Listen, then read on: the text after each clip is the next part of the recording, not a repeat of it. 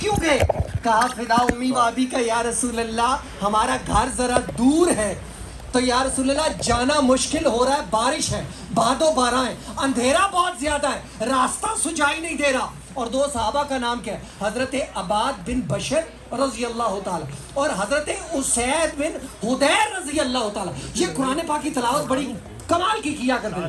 اچھا سرکار کی بارگاہ میں عرض کر رہے ہیں کہ یا رسول اللہ روشنی نہیں ہے، گھر کیسے جائیں؟ اب دیکھیے میں نے کہا تھا نا ہاتھ معجزہ، دستے مبارک معجزہ. سرکار نے کیا کیا؟ ایک دیکھا دائیں اور بائیں دیکھا، ایک کھجور کی چھڑی نظر آئی پڑی ہوئی. سرکار دو جہاں نے اس چھڑی کو اٹھایا، کہا یہ مجھے پکڑاؤ. حضور کے ہاتھ میں دی، ید اللہ فوق ایدیہم کی عظمت والے ہاتھ. سرکار دو عالم نے اس چھڑی کو اپنے دستے مبارک سے مس کیا، رگڑا. اے چھڑی تیری عظمت پہ قربان ہماری زندگیاں. جو حضور کے دستے مبارک سے لگ گئی، حضور نے دستے مبارک سے لگا کے اپنے اس غلام کے ہاتھ میں دی. کہا یہ تمہیں گھر تک پہنچا دے گی. اچھا اس صحابی نے یہ نہیں کہا کہ یا رسول اللہ لائٹ روشنی ہونی چاہیے، تو چھڑی ہے نہیں. لے کر باہر چلے گئے، کچھ دیر آگے چلے، کچھ قدم آگے چلے تو کیا دیکھا؟ وہ چھڑی روشن ہو گئی. 10 ہاتھ آگے روشنی کر رہی تھی، 10 ہاتھ پیچھے روشنی کر رہی تھی. ایک جگہ پر گئے، اب ایک صحابی نے دائیں جانا ہے، دوسرے نے بائیں جانا ہے. یہ نہیں کہا. اچھا عقل کیا کہتی ہے؟ عقل کہتی ہے پہلے دائیں چھوڑ کے آ جاؤ پھر بائیں والا اپنے ہاتھ چلا جائے. کہا نہیں، بے خطر کود پڑا آتش نمرود میں، عقل ہے محو تماشائے لبے بام ابھی. یہ نہیں کہا پہلے میں چھوڑ آؤں پھر. کیوں؟ انہوں نے نسبت کا سبق ہمیں دینا تھا نا. کیا کیا؟ ایک اور چھڑی ڈھونڈی، وہ اس کے ساتھ مس کی جس چھڑی کو سرکار نے اپنے ہاتھ سے رگڑا تھا، اس کے ساتھ مس کی. جو چھڑی روشن تھی جو اس کے ساتھ لگی اس نے اسے بھی روشن کر دیا. چمک تجھ سے پاتے ہیں سب پانے والے، میرا دل بھی چمکا دے چمکانے والے. یہاں سے نسبت کا سبق مل رہا ہے. حضرت بابا فرید کہاں سے چلے؟ قطب الدین کے ساتھ لگے. ان کو کس نے چمکایا تھا؟ حضرت معین الدین چشتی اجمیری نے چمکایا تھا. اور معین الدین چشتی اجمیری کے سینے میں فیض کہاں سے آیا تھا؟ بارگاہ علی المرتضیٰ سے آیا تھا. اور علی المرتضیٰ کی بارگاہ میں فیض کہاں سے آیا تھا؟ سرکار دو عالم کی بارگاہ سے آیا تھا. نسبت کا فیض. آگے چلیے، ہاتھ کا معجزہ، قدم کا معجزہ. اور یہ چلتے چلتے میرے ذہن میں آ گیا سیدنا عمر فاروق 22,51,963 مربع میل پر حکومت کرنے والا حکمران مسجد نبوی سے نکلے. صبح کا وقت ہے، نماز فجر پڑھا کے اور آپ اپنے گھر تشریف لے جا رہے ہیں. مدینہ منورہ کی گلی میں ایک شخص جو ہے جھاڑو پھیر رہا تھا. اب اس نے دیکھا کہ امیر المومنین، آپ کا دبدبہ بڑا تھا، رعب بڑا تھا، جلال بڑا تھا. کس کا؟ سیدنا عمر فاروق رضی اللہ تعالیٰ. زمین پہ زلزلہ آ گیا تو آپ نے درہ زمین پہ مارا تھا. اے زمین کانپتی کیوں ہے؟ تجھ پہ عدل کرنے والا عمر موجود نہیں ہے. وہ سیدنا عمر فاروق. کیسر و کسرا کی رات کی نیندیں جس کا نام سن کے اڑ جائیں، وہ سیدنا عمر فاروق. مسجد سے نکلے، گھر جا رہے تھے. ایک شخص مدینہ منورہ کی گڑی میں جھاڑو دے رہا تھا. آپ نے کیا کیا؟ جب دیکھا جھاڑو دیا جا رہا ہے تو فطری امر ہے کہ دھول اڑتی ہے. آپ نے کیا کیا؟ آپ نے کاندھے پر رومال لیا ہوا تھا، آپ نے جلدی سے سر پر رکھا اور سر پر رکھنے کے بعد اپنے چہرے کو ڈھانپنا چاہا. اب وہ جو مدینہ منورہ کی گلی میں صفائی کر رہا تھا نا، عام شخص نہیں تھا، اس کی تربیت بھی نگاہ مصطفیٰ نے کی ہوئی تھی. اچھا اس کی نگاہ پڑی کہ سیدنا عمر فاروق چہرے کو ڈھانپنا چاہ رہے ہیں تو اس نے وہیں سے آواز دی، اے امیر المومنین کیا کرنے لگے ہیں؟ کہا چہرے کو ڈھانپنے لگا. کہا جانتے نہیں یہ کوئی عام گلیاں نہیں ہیں، یہاں سرکار دو جہاں چلا کرتے تھے، جہاں حضور چلا کرتے تھے. حضرت عیسیٰ علیہ السلام کی یہ شان تھی کہ آپ جس کوڑی مریض کے جسم پر ہاتھ پھیر دیتے تھے اسے شفا یاب بنا جاتے تھے.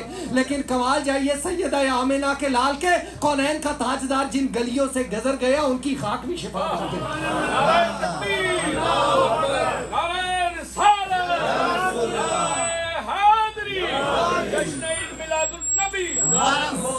خواجہ قطب الدین فریدی نے کیا خوب کہا کہ ذرے اس خاک کے تابندہ ستارے ہوں گے جس جگہ آپ نے نالین اتارے ہوں گے.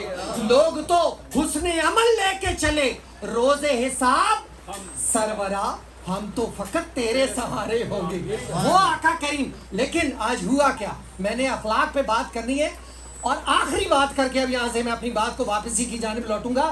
سرکار دو جہاں ایک غزوے پہ تشریف لے جائے. میں نے بات سے تمہید کو ختم کر دیا اپنی گفتگو سے، براہ راست آپ کو سمجھانے کی کوشش، ایک بات آپ کی سماعتوں کی نظر کرنے لگا ہوں. آپ جائیں تو کچھ تو لے کے جائیں نا. سرکار دو جہاں ایک غزوے کے لیے صف سیدھی کروا رہے ہیں، تو ایک صحابی ہیں، ان کا نام ہے حضرت سواد رضی اللہ تعالی عنہ. یہ اپنی صف سے تھوڑا سا آگے نکلے ہوئے، ایک قدم آگے نکلے ہوئے. سرکار دو جہاں کے ہاتھ میں چھڑی ہے، حضور نے ان کے جسم پہ لگائی، چبویا تھوڑا سا اور کہا صاحب سواد برابر ہو جاؤ، صف سیدھی کرو. حضرت سواد نے کہا کون ہے؟ غلام رسول ہے، صحابی ہے رسول ہے. کہا یا رسول اللہ ایک منٹ رک جائیے. حضور رکے. کہا کیا بات ہے؟ کہا یا رسول اللہ آپ نے یہ جو چھڑی مجھے چبھائی ہے، مجھے بڑی تکلیف ہوئی ہے اور میں تو اس کا بدلہ لینا چاہتا ہوں. اب آپ مجھے بتائیے، جس صف میں سیدنا ابو بکر صدیق کھڑے ہو، غلام رسول حضور کی جنبش لب و نگاہ کو سمجھنے والے، جس صف میں سیدنا عمر فاروق کھڑے ہو، تو کیا چہرے کا رنگ سرخ نہیں ہو گیا ہوگا؟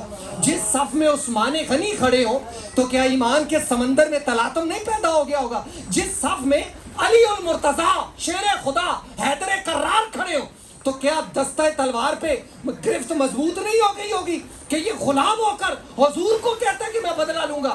لیکن حضور نے کہا میری بات سنو. کہا کیسے بدلہ لے گا؟ میں تیرے سامنے کھڑا ہوں، لینا چاہتا ہے لے لے. کہا یا رسول اللہ ایسے نہیں بدلہ لینا. کہا کیسے لینا چاہتا ہے؟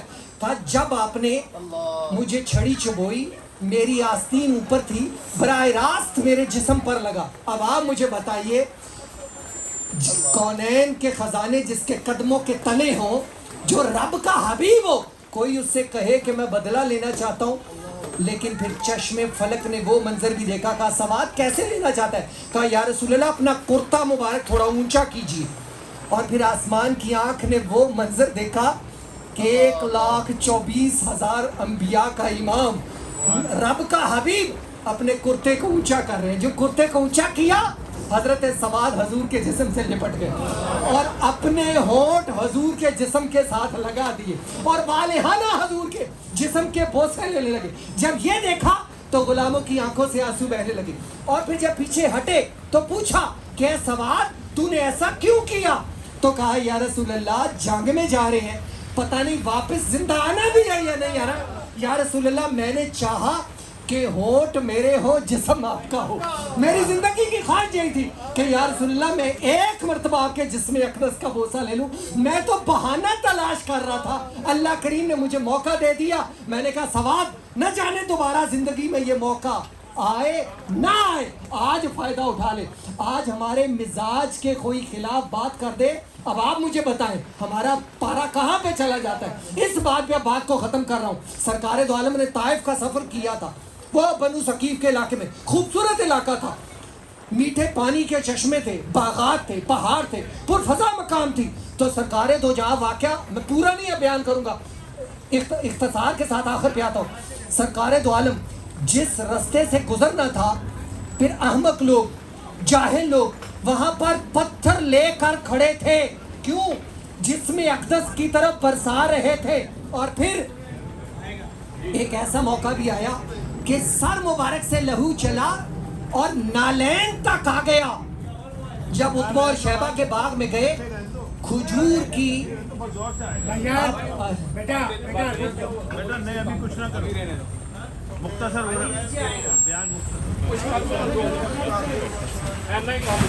چلیں آپ اب توجہ میری جانب کیجئے. میں 4 سے 5 منٹ میں اپنی بات کو ختم کر رہا ہوں، لیکن یہ باٹم لائن ہے میری.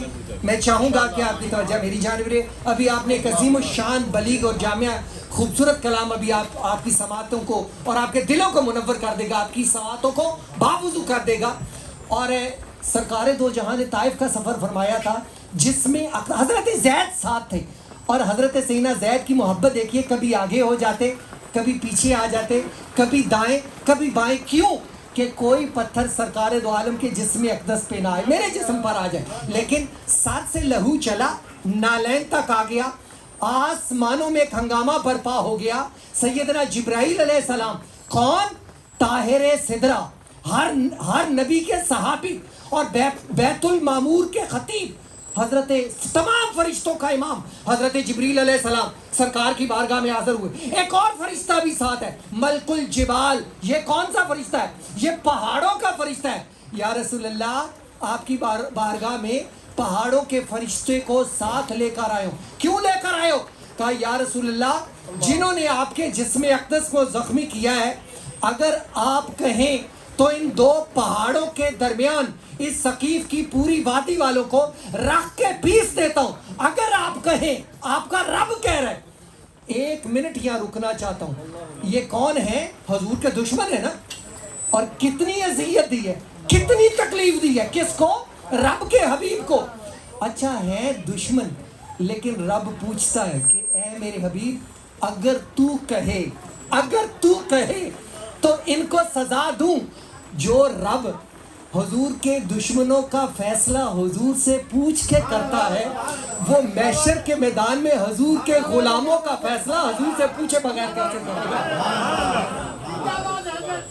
اگر تو کہے، اے میرے محبوب، اگر تیرے دل میں ملال آیا ہو، ذرا میری آنکھوں سے آنکھ ملائیے، آئی کانٹیکٹ ہونا چاہیے. اے میرے محبوب، اگر تیرے قلب مبارک پر بوجھ آیا ہو کہ انہوں نے تیرا استقبال نہیں کیا، تو اے میرے حبیب، ایک سفر ایسا بھی آئے گا، تیرا رب تیرا استقبال کرے گا.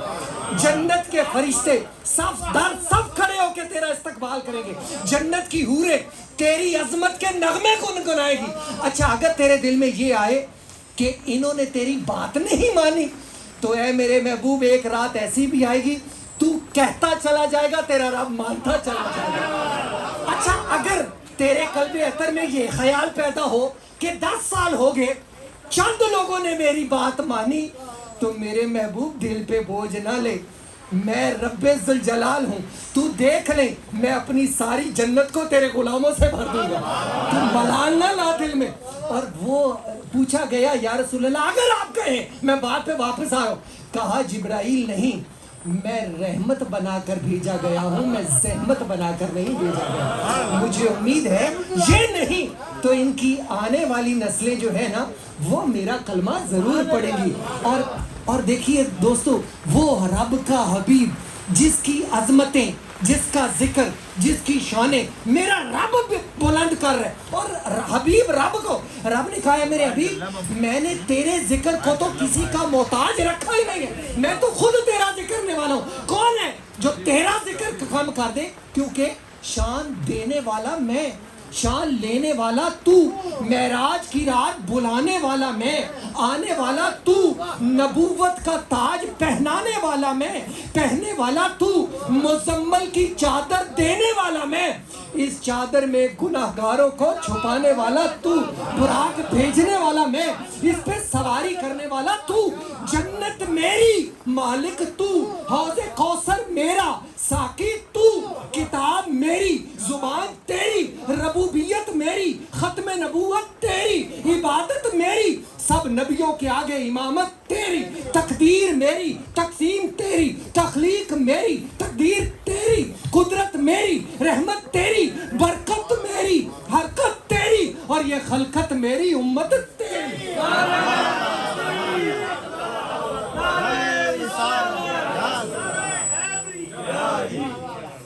ایک مدینہ منورہ کی بات کو ختم کر رہا ہوں. 1 منٹ رہ گیا، 1 منٹ. مدینہ منورہ کی خاتون ہے، سب کو پتہ ہے دماغی توازن درست نہیں ہے. میرے آقا کریم دوپہر کا وقت، اور گرمی یہاں کی نہیں، عرب شریف کی گرمی دوپہر کا وقت ہے، تو بات کرتی چلی جا رہی، حضور سر جھکا کے سنتے چلے جا رہے. کونین کے تاجدار کے ماتھے پہ پسینہ کہوں یا ہیرے کی لڑیاں کہوں، جگمگا رہی ہیں. حضرت سیدنا عمر فاروق پاس سے گزرے، حضور کے چہرے کو دیکھا، لرز گئے اور کہا یا رسول اللہ، اس کی تو بات کوئی بھی نہیں سنتا، ساروں کو پتہ ہے کہ اس کا دماغی توازن درست نہیں ہے، بات کرتی ہے تو کرتی چلی جاتی ہے. تو کونین کے تاجدار رحمت عالم نے فرمایا، امت جانتا ہوں، لیکن اگر اس کی بات میں بھی نہیں سنوں گا تو اور کون سنے گا.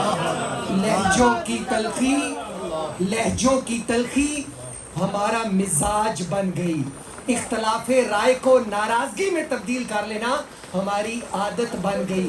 پاک پتن شریف میں ایک بزرگ ہوتے تھے, اب تو فوت ہو گئے, 1.5 سال پہلے ان کا وصال ہوا. پولیس کے محکمے میں نے نماز ہر پاک پتن شریف دربار پہ پڑھتے تھے. میں کبھی ان کے پاس جا کے بیٹھتا نماز پڑھ کے, تو وہ اور بہت سی سبق آموز باتیں کیا کرتے تھے, لیکن ایک جملہ وہ بولتے تھے جو میرے پرنٹ ہو گیا. وہ اکثر کبھی بات کوئی سناتے ہوئے کہتے, جے دل پڑے جاندے تے سارے پھڑے جاندے. ایک جملہ تھا, وہ دل پہ اثر کر گیا. آج دلوں میں قدورت رکھ لینا, دلوں میں گرا باندھ لینا, دوستو یہ ہماری عادت کا حصہ بن گیا. ہم رحمت عالم کے ماننے والے ہیں, ہمارے دل بھی اتنے کشادہ ہونے چاہیے. اگر کوئی اختلاف رائے کر رہا ہے تو کیا ہو گیا, اس کا صلہ کیا ملے گا؟ آپ چپ ہو جاتے ہیں, اچھا یار خیر ہے, میں نے اللہ کی رضا کے لیے چھوڑ دیا. بات کے آخری حضور کے فرمان میں بات کو ختم کرو. حضور نے فرمایا, جانتے ہو صلہ کیا ملے گا؟ یا رسول اللہ کیا صلہ ملے گا؟ کہا اپنی زبان کو میٹھا کر لو, اپنے مزاج کو نرم کر لو, اپنی زبانوں کو پاکیزہ کر لو, اپنے مزاج میں نرمی لے آؤ. تو جانتے ہو کیا ملے گا؟ میرے بھائی بھی سنیں, میری بہنیں بھی سنیں, کیا صلہ ملے گا؟ حضور نے فرمایا, میں اس سے محبت کروں گا, سب سے پہلی بات. دوسری, حضور نے فرمایا قیامت کا دن ہوگا, محشر کا میدان ہوگا, اور جانتے ہو میرے سب سے زیادہ نزدیک کون بیٹھا ہوگا؟ یا رسول اللہ کون بیٹھا ہوگا؟ کہا تمہارے اندر جس کا اخلاق سب سے اچھا ہوگا.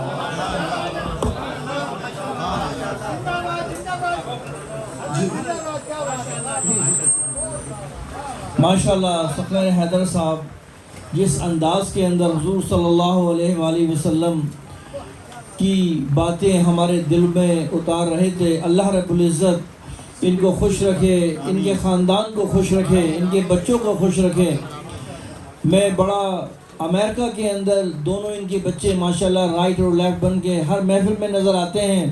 اللہ رب العزت سے دعا ہے کہ ہمارے بچے بھی اسی طریقے سے اسلام کی ساری باتیں سیکھنے پہ عمل کریں.